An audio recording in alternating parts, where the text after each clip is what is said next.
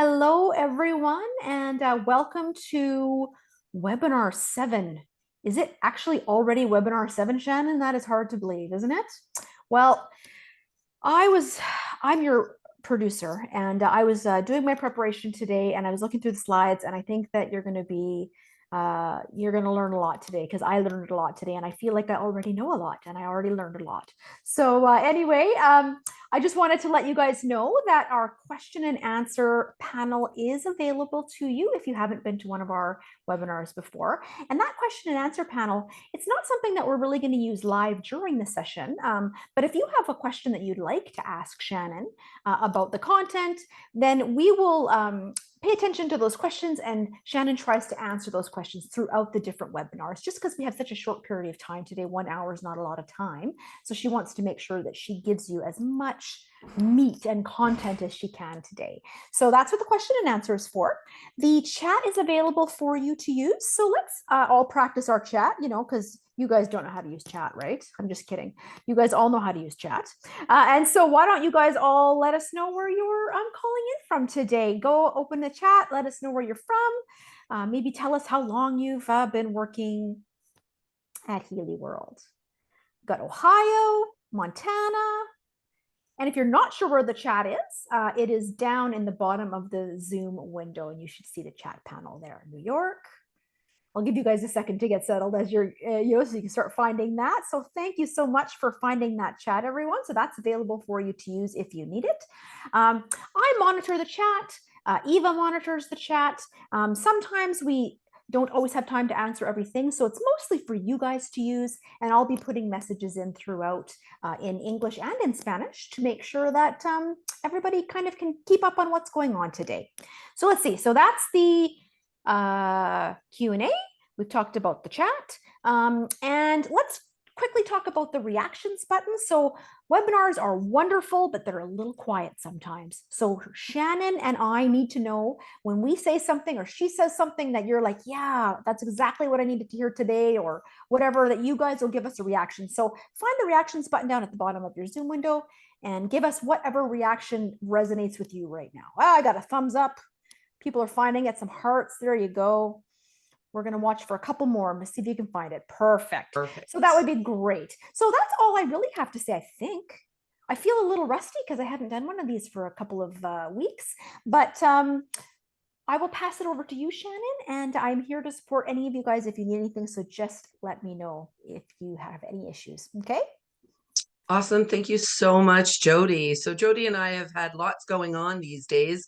For those of you who don't know, the reason why she was away for a little while is her and her family decided to move to the UK and left Canada. And it's really been an interesting transition for us at TAP, but of course we work virtually, so it's been pretty awesome. And I'll tell you that I am just back from celebrating my daughter's wedding last week. Which was amazing, but it does mean that sometimes, we have these competing priorities, right? And family is one of those priorities that I think many of us can relate to. And it was just amazing. She got married in Canmore. It was honestly, if their life is half as supported and beautiful as that wedding day was, gosh, they're going to do really well. So thank you for the hearts and the celebration emojis that came up. Thank you so much for that. I appreciate the support. But it does mean that sometimes I have to kind of transition. So with that, if you've been to any of the webinars with me before, I'm probably going to ask how you're doing and how you're showing up. So I would say I'm probably at like 4 out of 5. I could probably get to that 5 probably in a couple of slides. So bear with me as I kind of transition. But how did you show up today on a scale of 1 to 5? 1 being, I got so much going on. I know I need to be here, but some of you may be neutral, as we can see coming in. Some of you may be good, and some of you may be great. I always ask this question for 2 different reasons. 1, I want to meet you where you're at. And 2, which is much more important, is for you to reflect on how you've shown up. Oftentimes, if I'm driving into a session that's a live session, I don't always get out of bed at a 10 out of 10. And so oftentimes I have to have that conversation of, okay, where am I at right now? Okay, I'm at a 3. if I want folks to really interact and I want people to get the most and I want to help people tap into their potential, I need to move that marker. And so that's exactly why we ask that.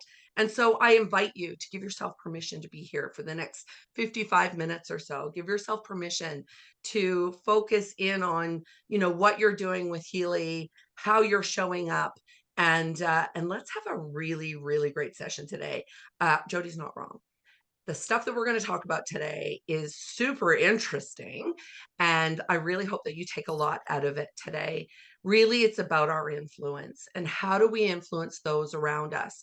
Now, it may be the people that we have conversations with on a day-to-day, and it may be with our teams as we begin to consider building those teams.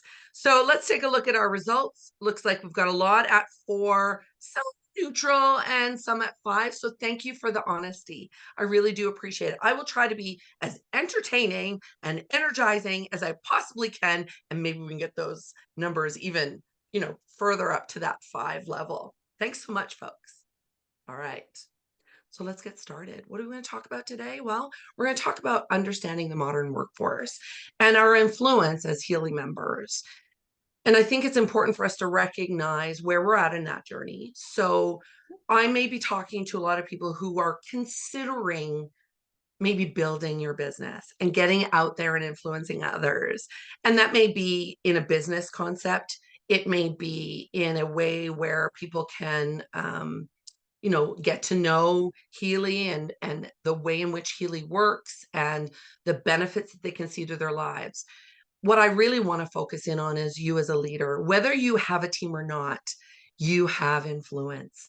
And so even if you don't see yourself as a leader, even if you don't see yourself as, an entrepreneur, I'm going to encourage you to think outside the box today. And I'm going to let you know that we often have more power than we think. All right. So my name is Shannon Rheault. I'm from the Accountability Partners. We have a fantastic relationship with our Healy family. We're now halfway through our program almost. It seems crazy that we've been well, I guess we're not halfway through the program. We're halfway through the webinars, but we're still going to be here with you for many more months, and really invite you to, if you haven't already seen some of the webinars that we've done, please go back and view them. There's some good content in there, really good food for thought, really great content to help you learn and grow. Okay. And we're also going to, maybe push you outside your comfort zone a little bit. That's really my job as a facilitator, is to help you understand what type of influence you have and what kind of potential you have. But the question is, when we think about Healy and we think about our businesses in whatever way, shape, or form you're doing it, okay? So, I'm not putting you all in the same bucket. Some of you are, putting full energy towards building a team. Some of you are looking at it in a passive way, and all of that is okay. However, what I want us to do is really consider that when we are working with Healy and our Healy business and whatever capacity is in, is how are we showing up? So what I'd like us to do today is really talk about a few things. I want us to consider, when we're considering building out our teams, when we're considering maybe somebody else who might be in our team in whatever capacity that is, what creates them to be energized? What brings them passion in such a way that they share Healy? Who is this modern workforce? What are the benefits of understanding who they are? And what can we and what can't we influence? Where does our influence lie? So let's take a closer look. When we think about an energized workforce, what we really want to do is we really want to consider ourselves having a learning mindset. And that really does require us to have an open mind.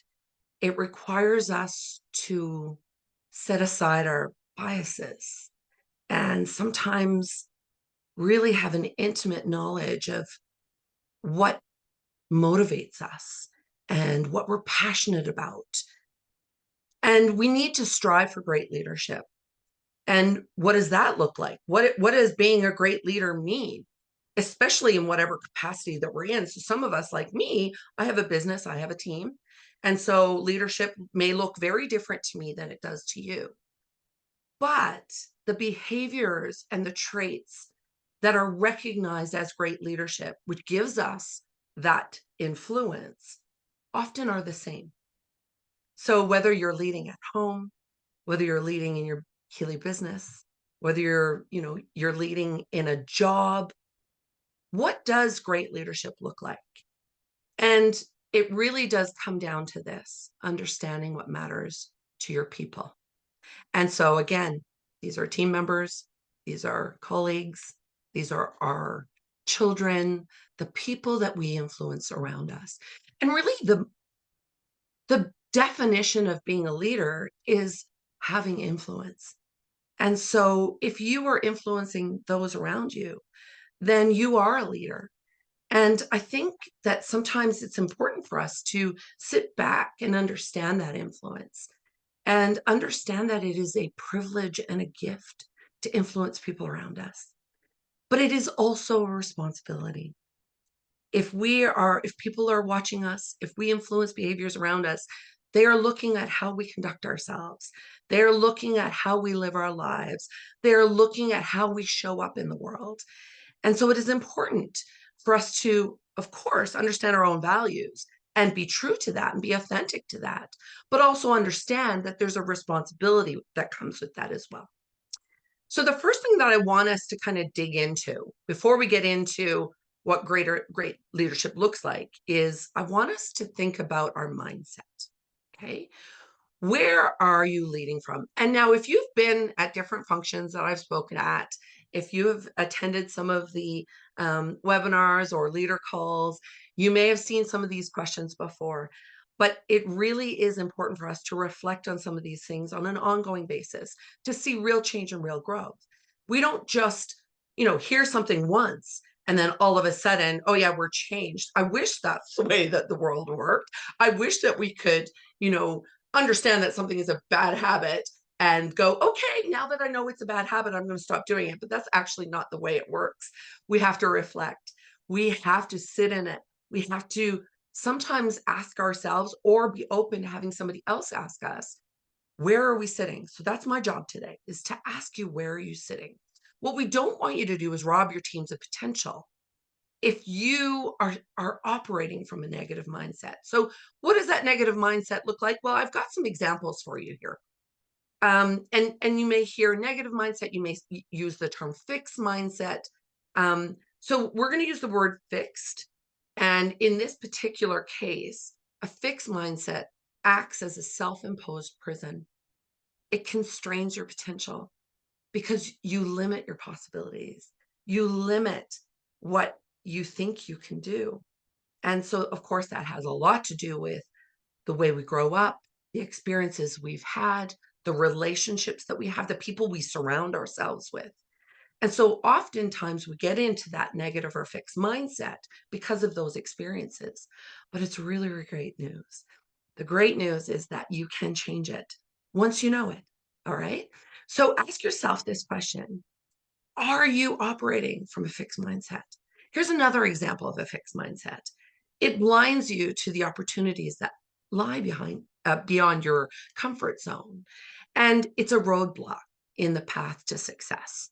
So maybe you are really wanting to move your business forward, let's say, and you are really wanting to build something really great or have a really fantastic and positive influence on the people around you. If you're operating from a negative or fixed mindset, oftentimes that will act as a massive boulder to your success. So what does a positive mindset look like? Well, a growth mindset is the key that unlocks the doors to greatness. Within the vast expanse of an open and positive mind lies the extraordinary power to transform. If you're operating from a negative, you're going to have a really difficult time transforming and doing the work and making sure that you're staying consistent and talking to yourself in that positive manner. But with that positive mindset, comes this ability to create and conquer. And that's truth, folks. Your mindset really shapes your reality. The power of a positive and growth mindset lies in the belief that your potential is limitless. So if you're struggling with that belief right now, that you don't have what it takes, that you've tried a few things and they're not working, and so it's actually now kind of solidified that negative mindset. I'm here to tell you that actually that's not true. You and us at TAP, we really, really believe. So us at TAP, us at Healy, we really believe that you have limitless potential, but it does require some things. It requires consistency. It requires being a good leader. And we're going to talk about what that good leader looks like in a few minutes. It requires you to do the work, to reflect on where you're at, and to do the things that are needed to shift that mindset. If you find that you're saying something negative, switch it up. Find ways to talk to yourself in a more positive manner. And what we do know about negative mindset is, and think about it, think about the times you've walked into a room and someone's had a negative mindset and their conversation is negative. What does that do? It often shifts the energy in the room. And so what we want to do is really focus on the positive, because the positive, just like the negative, is contagious. And so when you are in with someone who's energetic and full of life and really wanting to be, passionate about the things that they love and believe in, your energy does shift. And so what I want you to understand is that your negative mindset can often rob your team or the people that you're interacting with every day of something really beautiful. And so that's where we want to start, is your mindset. So if you are finding that you're struggling with a negative mindset or a fixed mindset right now, I want you to say something powerful and positive to yourself. Maybe it's you're beautiful. Maybe it's I have what it takes. So what I'd like you to do right now is in the chat, I want you to I want you to write down something to yourself, but I want us to read some of those statements. Wow. Carrie, thank you for sharing. Thank you. That's amazing. Hey, if Carrie can be positive, we can be positive. What else are we going to see here? Maybe you've been struggling with whether or not you have what it takes. You have what it takes. Maybe you're struggling with, I'm a creative genius, ready to share my gifts with the world. Marianne, I love it.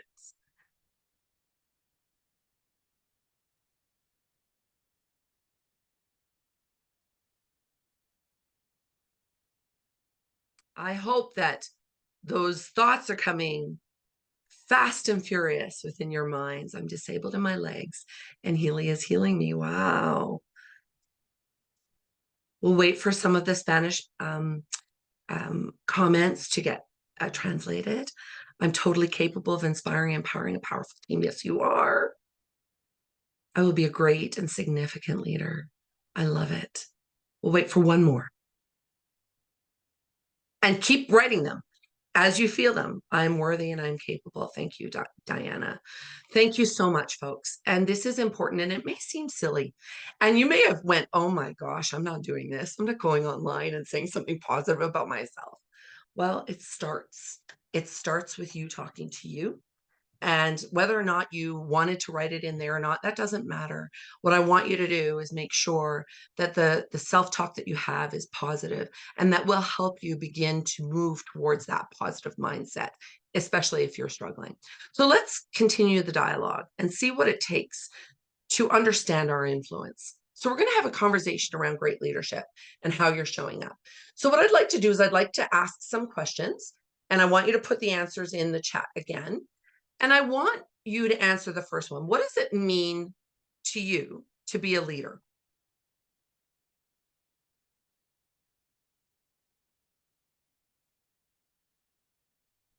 What does it mean to be a leader? Or what does great leadership look like to you? Go ahead and answer those questions. What are some of the traits and behaviors that you identify as a great leader?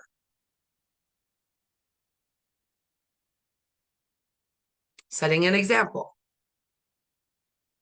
inspirational, someone to be admired and inspired by, finding the skills of others. I got to read this one because I really relate to this one.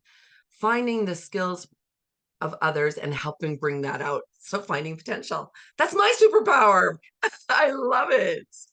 It's someone to follow, authentic, caring, empowering, a servant, being able to help those who need it, guides by action, helps others grow. Okay, so you guys are absolutely on the right track. So based on that, and based on the things that we see as great leaders, let's give some more. So great leaders often, of course, they walk the talk, they lead by example. How about they make people feel safe, right? How about they actively listen? They guide, they give clear expectations, they communicate well. Oh, let's see. What else have we got in here? All right. Clear follow-up. Oh my goodness. Yes. Keep them coming by all means. Keep them coming. So if we think about the modern workforce, who do you think the modern workforce is? Go ahead, answer me in the chat. Who do you think the modern workforce is? And it's so funny because every time I ask this question, depending on who my audience is, the answers are like completely different. So I want to see what you think. Who do you think the modern workforce is?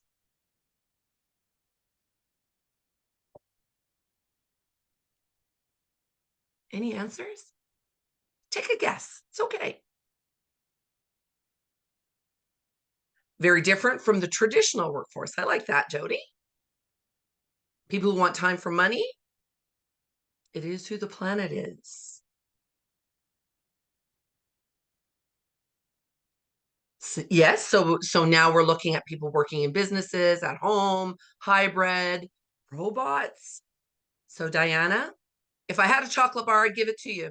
Um, it is all of us. Anyone who is working to make money is part of the modern workforce.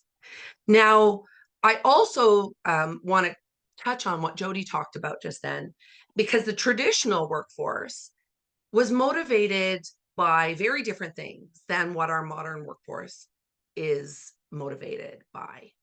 And so, in order to influence and build teams, it's really, really important for us to understand that there has been an evolution in the way that we show up at work. Okay.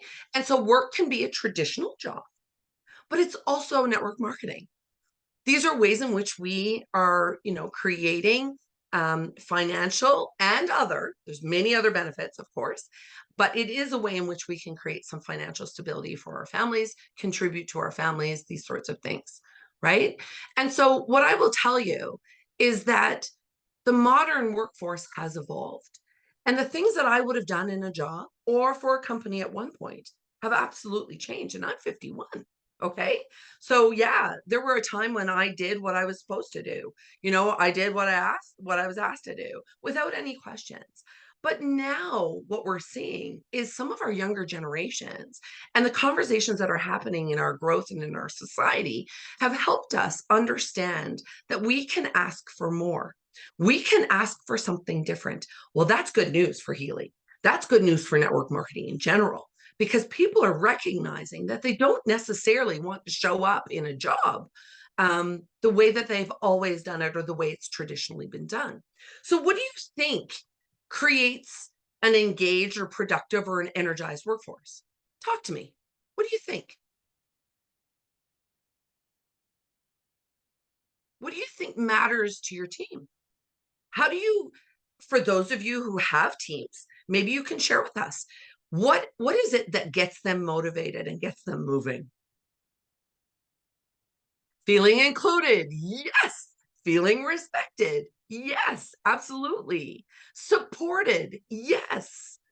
listened to, heard. They want to have a voice. A modern workforce wants to have a voice. They want to be heard. They want the things that are important to them for their leaders to see as important to them. Absolutely. They want to feel safe. They want to make a meaningful contribution. Now it's funny, depending on who I'm talking to, I do work with lots of different industries, and depending on who I'm talking to, some of the answers that I get when I say who's a modern workforce, I hear, oh, it's the gamers and the vapors. Oh, it's the millennials and the Gen Z. Oh, it's the youngins coming up. Well, actually, that's not necessarily true, unless it means that that's the only people in the workforce.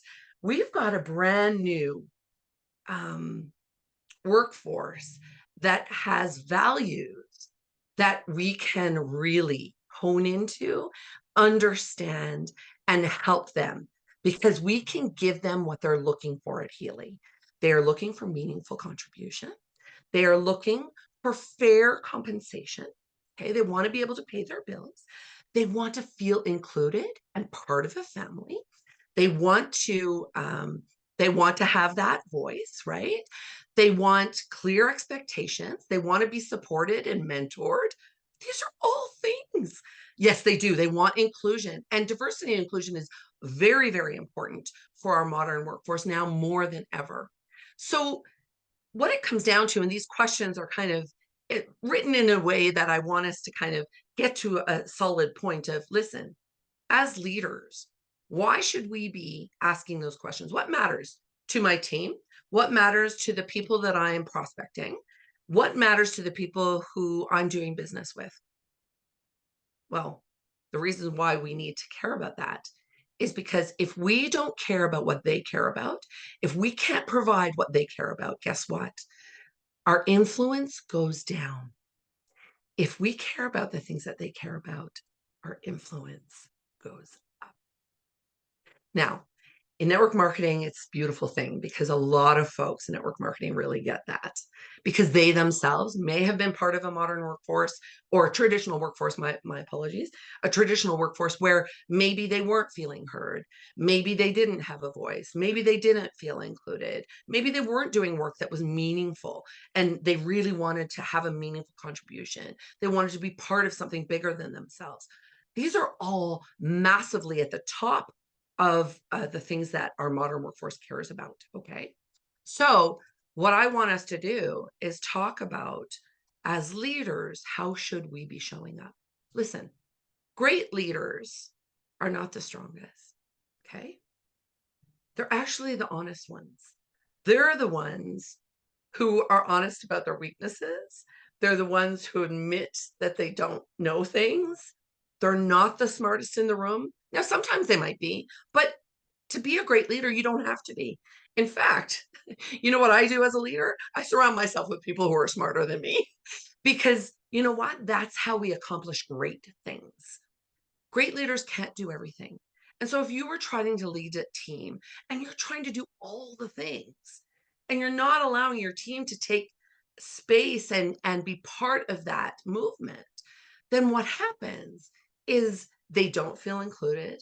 They're not making that meaningful contribution. So great leaders are looking for others to walk alongside them. Another big thing that I want us to really recognize here is oftentimes when we get in some sort of leadership position, whether it's in a traditional job, whether it's becoming a parent, whether it is being a leader in a team, a team captain or coach, maybe it's in your church, maybe it is in your network marketing business. What gets us there oftentimes is our ability, our natural ability to do things well, to be successful. What I want you to think about today is that when you take on a leadership role, the spotlight shifts. The spotlight shifts. So you are the great one, you're the big leader. You're the one who's doing all the things, and you're seeing some success, or maybe great success. But great leaders take that spotlight and then shine it on their teams. And their teams, and then what their role becomes is helping them shine. Now, through that, there's a benefit, because we shine as leaders when our people shine. But it's not about us anymore. It's about making the people that are working with us, whether it's our kids, whether it's our, our team at work, whether it's our Healy team, it is helping them to shine and doing the things that will help them shine. So what I want us to do now is to just consider, now we've done a little bit of this work before, so I'm not looking to spend a ton of time here, but what I want us to do is really consider what are the things that you value, okay? And then what I want us to consider is, what do you think the people in your teams, your Healy teams, value? Or what are you passionate about, or what are they passionate about? So let's just 30 seconds, write down as many things that you value as we can. Jody's going to be kind and she's going to annotate for us. Annotate. Do I need to turn on the annotation tool, Jody? No, we're good. Okay, awesome. Yeah. So in the chat, what do you value when it comes to working with Healy, and what are you passionate about?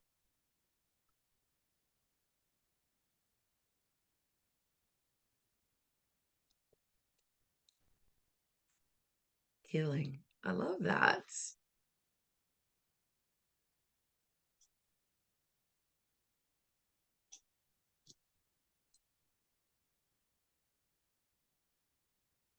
Mm-hmm.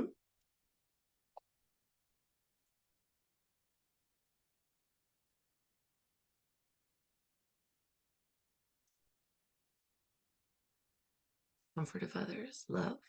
Okay. Education. Love.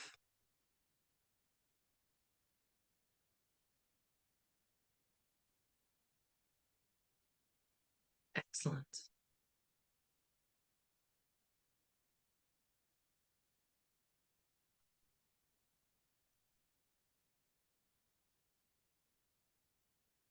Okay, so we've got some things here. So, being understanding, strength, education, the comfort of others, holistic health, healing. Now, what I want us to do is epigenetics. What I'd like us to do now is, I want us to switch and think about what the people that you influence. Okay, so the people that you influence, what do they value?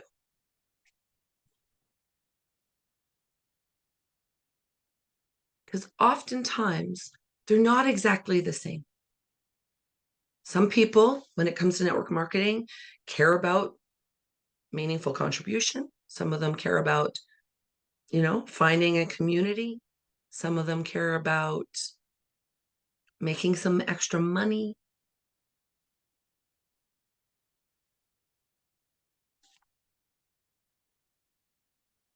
And some of them care about, I love that. So alternative treatments, healing. What I want is, yes, financial freedom. Thank you. So what I want us to consider is that there are people out there that have different values and different things that they're passionate about. Finding truth, love, support systems. Yeah, I love that. Okay, thank you for that. So what I want us to do now is, in your I believe it was our fourth one. Jody, correct me if I'm wrong. You can clear that now. In our fourth webinar, exploring cutting edge. I love it. In our fourth webinar, I believe it was our fourth. Yeah. Yep. And we did that a couple of months back, and we talked about your core values. And we asked you at that time to fill out this action sheet, which really helps you understand some of the top core values that you have. If you've not attended that webinar, I highly encourage you to go in and do that, because understanding your own values is the first step to understanding and respecting what others value. Now, I believe Jody's also going to put that in the chat, if I'm not mistaken. So I can't put, I can't put it in the chat, but what I can do, Perfect. I'm going to give you a link. Hang on a second here. I'm going to give you some instructions on how to access it afterwards. Mm-hmm. So I'm going to do that right now. There we go. And the previous recordings, if I'm not mistaken, you can access it, I think, with the previous recordings as well. I might be wrong about that, but let me put that in here as well. Perfect. Thank you, Jody. Okay. There you All go. right. So the reason why we've brought you back to that is I really want you to go back, reflect on it, because in order for you to understand and really respect the things that other people value, it's really important for you to have a really clear understanding of what you value. And it's only then can you begin to understand, wait a minute, this is really important to me. And it really bugs me when someone doesn't, understand that or keep that in consideration. Now all of a sudden you can see how you're leading based on your own values, but also what other people may need. So we're going to talk a little bit about the modern workforce. Now, if you were at homecoming, you may have heard me speak on this a little bit. For those of you who weren't, there's going to be some new stuff in here that might be a little bit valuable to you as you continue to make connections with folks. Okay. So what we want to consider is what matters to the modern workforce. So, and it doesn't just apply to a workforce. Okay. So, yes, we're talking about a workforce because we're talking about how do we build our teams and what matters to them and how do we get them involved and how do we work alongside of them so that we can help them shine. So, of course, that's the main purpose. However, it's not just the workforce. It's the people of today. It's the evolution of society. It's the way that people show up in the world. So, what we've done is we've given you some breakdowns of different generations, and so I'd be curious to know, I don't know, Jody, if that's possible, but at some point, could we do a poll? Um, or is that too hard to do and see where everyone fits in this, in the generations? I, you know what? I'll keep talking, but you can just put it up Yeah, when you're yeah, ready. yeah. Okay, Okay, just cool. just give me a minute here, and Yeah, I'll see okay. if I'll see what I can pull off here. If she can't, it's okay. It's okay. That was just my idea just then. I thought it would be interesting to know who's who in the zoo, right? Well, what I want to do is I really want you to understand a little bit about each one of these generations and how they thrive. Oftentimes, when we think about the differences between people, certainly in a work setting, we often think about the negatives. We really take our mindset and we think, oh, they're not willing to work, they're not willing to they're only willing to put in this much time or that much time. And we can often be, and I'm not talking Healy, I'm just talking human in general. Every time a new generation comes out, what do? We make fun of the next generation, right? How many TikToks have you seen? How many Instagram videos about, oh, us Gen X and the baby boomers or the millennials or Gen Z? And so we often really focus in on what we consider as negative. What I need you to understand is the reason why each of us thrive in different ways and are motivated and influenced in different ways is because we have different experiences. So, um, it was really funny. I was teaching this a couple of weeks ago, and it was a live class. And in my class, I had asked people, raise your hands if you're a boomer, raise your hands if you're Gen X, raise your hands if you're millennial. So this guy at the front of he's a rough and tough kind of burly dude. And he raises his hand at millennial and he pipes up and he says, "Oh my goodness, I'm a millennial and I've been making fun of millennials for the last decade." It was super funny. And so we get into this rhetoric, we get into a bad habit, really focusing in on how different people are and that difference is somehow bad. What we forget is that their experiences are different, and that is the reason why they show up differently in the world. Now, if we can really understand how they thrive, then our influence increases. So let's talk about baby boomers for a minute, okay? As a whole, and I have done this with several hundred clients, and I haven't had anyone yet say that's not true. I mean, keep in mind this as a generalized observation. This is not every single boomer or every single millennial, okay? Just keep in mind that it is just a generalized observation of how people show up and how they thrive. So they're very optimistic, really enjoy mentoring, which may have a lot to do with the fact that boomers really they lived and thrived in a hierarchical environment at work. They had very strong work ethic, and oftentimes they had that strong ethic because it was rewarded, and they were very loyal. because in turn, companies were loyal to them. How many of us know boomers who were in their careers for 30 plus years, right? So they went to work, they showed up, and as long as they had strong work ethic and did the do, then they would get to the next level of leadership. They'd be allowed to, or be given the opportunity, I should say, to mentor, which meant it was a sign or a milestone of success, and they became very loyal. They were also very clear and concise in their communication. They didn't mince words too much. As a whole, it's do this, don't do this. It was very, very clear. They're very driven, and continue to be a very driven generation. Now, Gen X's, those of you who are Gen X's like me, I'm a Gen X. We came along and we went, oh, this mentoring thing, we're not really loving that. We became very independent. There's many different reasons for that. We are also very innovative. We're strong communicators, very forward thinking. And we were probably the first generation as a whole to start thinking globally. And that probably had a lot to do with the fact that we had access to the internet. We were the first, kind of group of people. Now, I didn't have access to a computer in high school. However, shortly thereafter, I was able to, when I was in college, I was able to get access to the internet and a computer of my own. We were the ones who came up with that nice slogan of work smarter, not harder.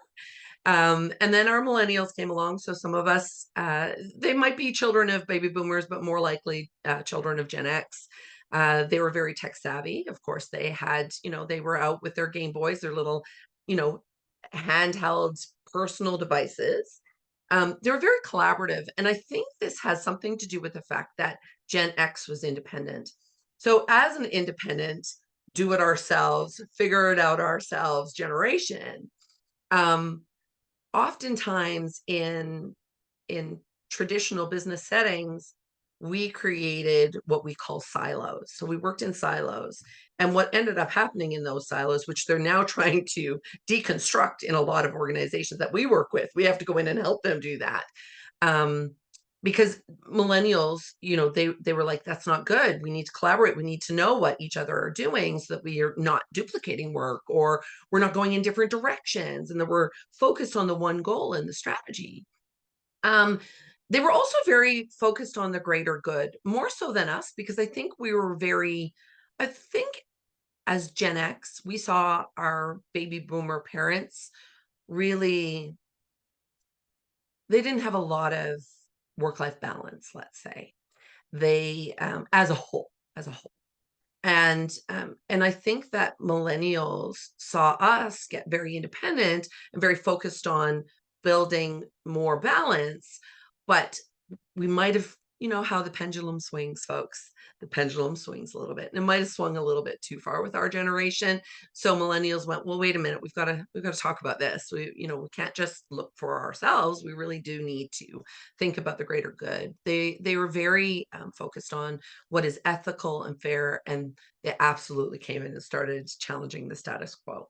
So yeah, we know that that's the way you always did it, but we're going to say what got you there doesn't always keep you there. Okay. Very ambitious group of folks. Then Gen Z came in, and of course they were born with the phone in their hands practically. They knew exactly what to do and how to do it. They were teaching their Gen X parents, and maybe in some cases millennials, but mostly Gen X parents, very practical. Now, some people say, well, what do you mean they're practical? Well, the fact is Gen Z are, they're paying the price for some of the things that we have created for them in the world. And so they know that, they may need several streams of revenue in order to pay the bills. And they understand that big money is not probably in their future. They're likely not going to, or many of them will not buy houses like the two generations before them. And they were because they were digitally fluent, they were building their relationships globally. They were building those relationships worldwide, as well as we saw lots of diversity coming into Canada and the US. So their social groups look very different than, let's say, mine. So those of you from different places may not know where the little province of Newfoundland is. But when I grew up, the only other, diverse population that we had. We had one Chinese family in our small town, and we had one Indigenous family in our small town. And the rest of us looked like me. And so as our Gen Z came about, that was not their experience. They began to understand that that folks, because of their different experiences, where they grew up, what their family dynamics were, what the religions that they had, all of those things played a part in how they showed up in the world and what they valued. And so they really started to fight for diversity and inclusion. And they were very confident. And unlike some of the generations before, they will ask for what they want. Let's continue. I'm doing a time check because I can get caught up in this conversation. Hopefully, it's interesting enough to keep your attention. When they were looking for work, when they considered what they were going to do to pay the bills, baby boomers really looked for a loyal employer, and that's what they looked in a leader. Money was really a means to an end. They thrived in that hierarchical culture.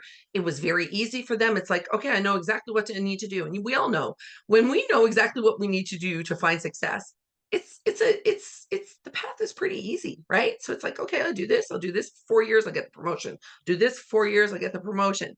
They wanted that chance to lead, and I think that again goes back to a milestone of success. And with that came respect, and so respect in the workplace was very, very important to them. But oftentimes they didn't do what we necessarily do to build respect today. It was very hierarchical. And so respect came with the level of promotion in that hierarchy. So it's a little bit different. Okay. They did want equal opportunity, though, and they accepted the system as it was, because guess what? The question they were asking is, will this provide for my family? If I can check that box, boom, I'll go work hard and I'll get what I need for my family. Then we came into the picture and we started to see companies where folks were kind of maybe not as loyal as they had been in the past. We ourselves, I know for myself, 15 years into a company, I remember when buses came and picked up people to because they were doing mass layoffs, and we've probably all experienced that in some way, shape, or form in the last 15 years. Um, Oftentimes we look for big money. We wanted to find we wanted to find where we can make the most money, and that's what motivated us as a generation. I'm not saying everyone, okay? Please don't put words in my mouth. I want to make sure that you know that I don't think this is for all people. But we also wanted meaningful contribution or opportunities. We wanted competency, which is very interesting. And I've asked my baby boomers in the class before, why do you think that is? And they're like, well, we know in our generation, if you put in the hours, if you put in the years, you got the promotion, and it was all about seniority. And what we saw sometimes was people were put in those leadership roles that maybe shouldn't have been in those leadership roles. Maybe they shouldn't be working with people at all. And so we really wanted competency. We wanted people to like check all the boxes, not just one of experience. We wanted autonomy. We didn't want anyone looking over our shoulders. And that was a sad thing for baby boomers, because baby boomers really enjoyed that mentoring. And and we wanted to we were very independent as a whole and still continue to be. Very informal. We are the generation who probably were most influenced, like what we know as casual Fridays. So and we continue to fight for more casual attire at work. We navigated the system that was built for us, and we really valued individual life balance. We were the first generation to really start talking about that, and then some of the generations after us have really leaned into that. The question we were asking when we were looking for a role or a job was, is it good for me? Millennials came along and they wanted an empathetic employer. I think they were kind of sick of calling in sick and having someone not believe that they were sick, or saying, this is what's going on in my life. I need a personal day, or they wanted an employer who was going to treat them like humans. That's what they wanted. They wanted competitive wages because they saw their parents had all of these things, and of course Why can't I? And in fact, oftentimes said, listen, if I'm doing this job and you're doing this job, I should make the same amount of money that you're making. Now, of course, those of us who have grown up in a hierarchical environment were like, well, no, wait, that doesn't work that way. But instead, they were like, well, yeah, it does. If I'm doing this work and I'm doing A, B, C, and D, and you're doing A, B, C, and D, shouldn't I get paid the same? Now, I'm not asking for agreement of whether or not you think that's right or wrong. I'm just saying that this is the conversation that kind of happened. They wanted training and they started looking for formal training. And a lot of that might have to do with us independent folks, the generation before them, who like to figure it out on their own. And then when they left, they took their knowledge with them. So they went, well, that's not the smartest thing. Let's get some of this formal training in place. They began to understand what flexibility looked like because they wanted it to be good for their community, and they wanted they started talking about mental health, and they started understanding that we weren't necessarily taking good care of our bodies, our spiritual, emotional, or mental health. And so this generation came along and went, folks, like there's going to be a cost to this. And they really worked towards collaborating. And then Gen Z comes along, of course. They're looking for a culturally competent employer. Okay. And when we talk employer, we're talking about someone who's going to pay the bills. Okay. They wanted fair wages, which is very interesting because our generation wanted big money. Millennials wanted to compete with that. And then Gen Z came in and said, well, we want fair wages. And the reason why they said they want fair wages is because why do we think that is? Let's get an answer in there. Why do you think they want fair wages and they're not looking for big money? Anything in the chat? Any thoughts? Anyone want to guess? See, I wish I was in person with you having this conversation. Yeah, it's more sustainable for the collective and survival. Okay, you guys are like picking up what I'm laying down. Exactly. So we've got a generation who are literally looking at inflation that is astronomical in comparison to the wages that they're getting, and they can't make ends meet. And that's really, really concerning for their generation. It is also the reason why they're having conversations. And I have two Gen Z kids. Okay. So I have one millennial, one who's kind of in between millennial and Gen Z. And then the next one is Gen Z and the next one is Gen Alpha. And so I have like 4 kids. So you can imagine how colorful the conversations are in my house, right? So they just want to be able to put food on the table, but they're not necessarily even thinking about buying a house. Neither one of my Gen Z kids are like, no. And when you ask them if they want to have kids, they're like, it's not that we think kids are bad. It's just we don't know where the world is going and we're concerned. And that is actually shaping and influencing their decisions in how they show up in the world. So what's happened is a whole bunch of things have happened in the last 3 years that we're going to talk about. Okay. So they really want stability. It's something that they really value. Interesting enough, look at this in the pink. The third point, mentorship. They want to be mentored.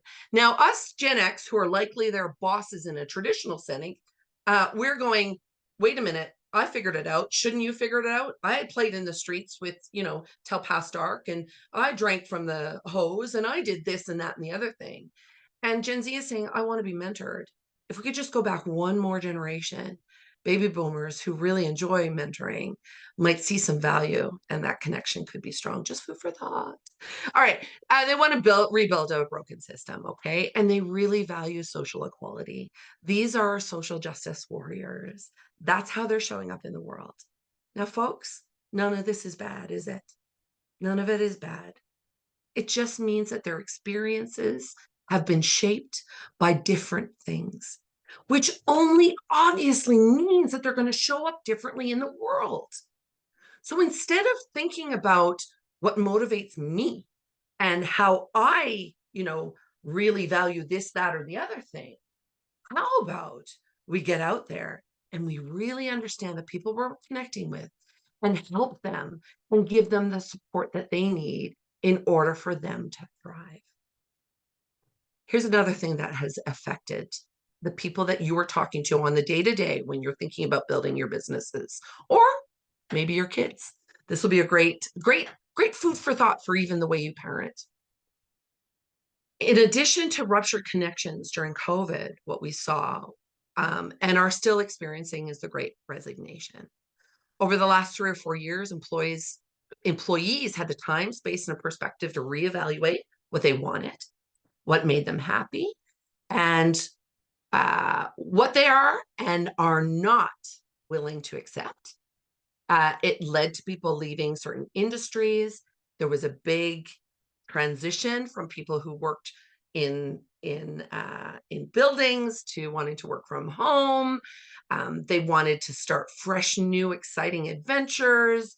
They went back to school. They decided, no, I want to be at home. They still have to bring in money. Good for us. Okay. So I'm giving you key things of how to find these folks. And for many of them, the shift was towards something that wasn't always towards something they wanted, but rather away from something that they would no longer accept. Now, this is really key for us when we think about building in a network marketing industry where we can check a lot of boxes for these folks. We've now understood what motivates them.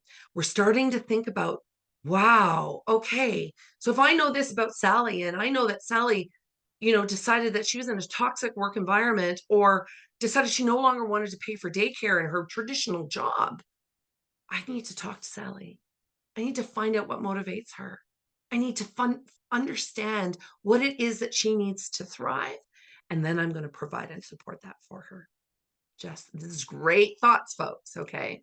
We only have a couple of minutes left, but really, this is what I want to leave you with. Okay. Your job as leaders at Healy is to connect and influence, but it means you need to take action. How do we create awesome teams that are excited about what they do and how they show up in the world? Well, we do this. Okay. We help them understand their goals. We help them prioritize. We help them focus on the right activities. And we help them build healthy work habits. It's not rocket science. This is the support we need to give to folks who want to show up in our Healy family. And the goals can't be our own. Okay. They have to be theirs. Help them understand their own goal, help them prioritize, help them focus on the right activities, and help them build those healthy work habits. And then we, as leaders, we need to be intentional. We need to set goals, remove distractions, get in the right mindset, and commit and follow through.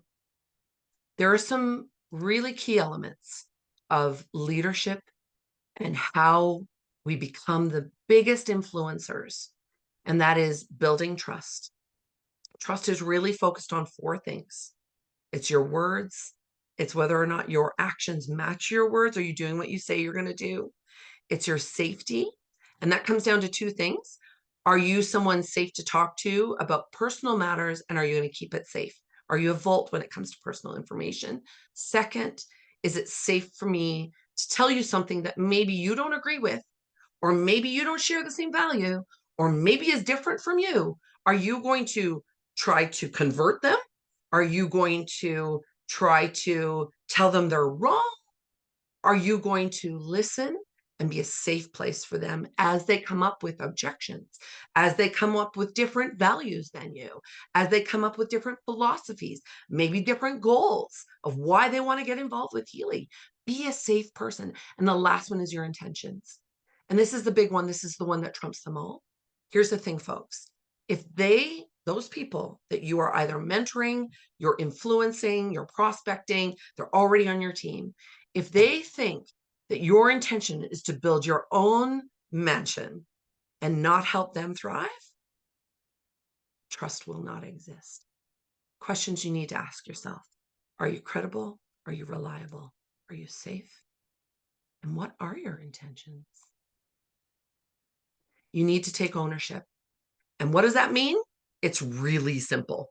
It's owning the responsibility of your own actions, your own successes, your own failures, and the consequences that come with them.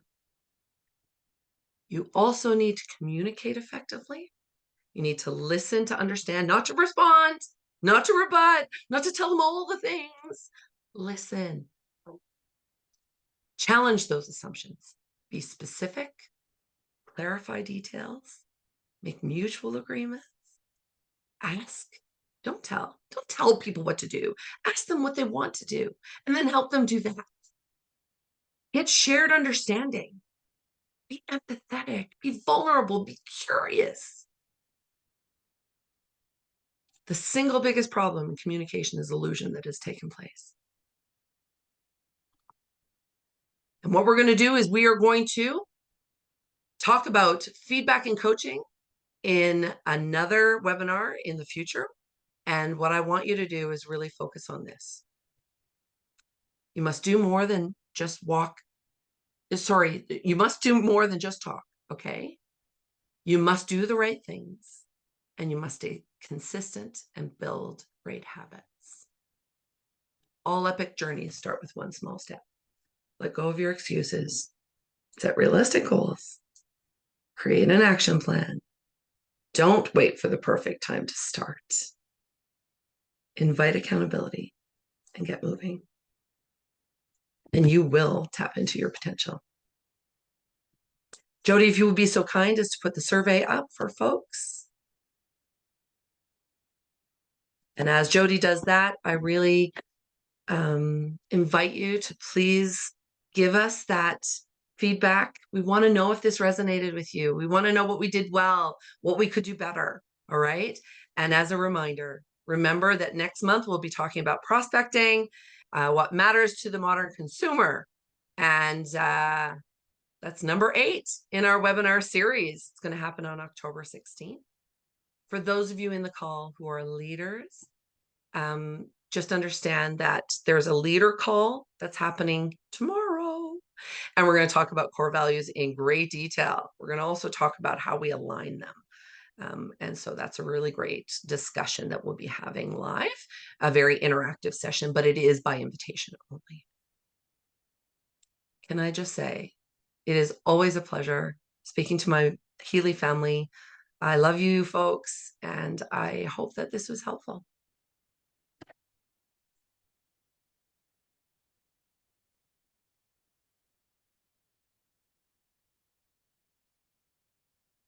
Thanks, folks. Thank you. Bye, everyone. Have a wonderful day. You're so welcome. Bye.